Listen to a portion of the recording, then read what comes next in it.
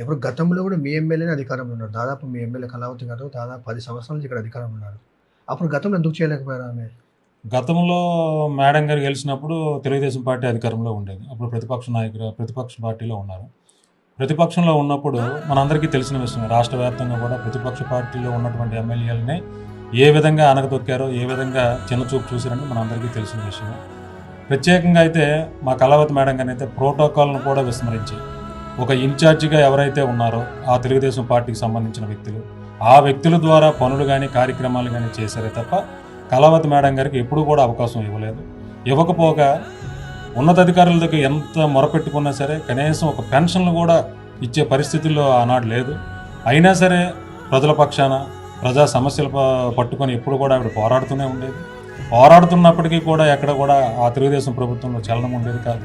ఎందుకంటే మనందరికీ తెలుసు, ఎన్నో ప్రలోభాలకు గురి చేసి ఒక 23 మంది ఎమ్మెల్యేలని కొనడం జరిగింది. ఆ టైంలో మా మేడం గారు, కళావతి మేడం గారికి కూడా ప్రలోభాలకు గురి చేశారు. ఒక మినిస్టర్ పదవి ఇస్తామని, డబ్బులు ఇస్తామని రకరకాలుగా ప్రలోభాలకు గురి చేశారు. అయినా సరే ప్రలోభాలకు లొంగకున్న జగన్మోహన్ రెడ్డి గారి మీద విశ్వాసంతో నమ్మిన సిద్ధాంతానికి కట్టుబడి డబ్బు కన్నా గుణమే మిన్నని ఒక నమ్మకంతో ఆవిడ ఎప్పుడు కూడా ముందుకు సాగారు. ప్రజా సమస్యల పట్ల ఉన్నతాధికారుల దృష్టికి తీసుకెళ్తూ ఎప్పుడు పోరాడుతూనే ఉన్నారు.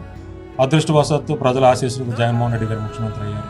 ఆ రోజు ఏవైతే పోరాటాలు చేశారో, ఏ ప్రజల కోసం అయితే పోరాటాలు చేశారో ఆ సమస్యలన్నీ కూడా దపదపాలుగా అలాగా కళావతి మేడం గారు ఈ 5 సంవత్సరాలు జగన్మోహన్ రెడ్డి గారి నాయకత్వంలో ఈ 5 సంవత్సరాలు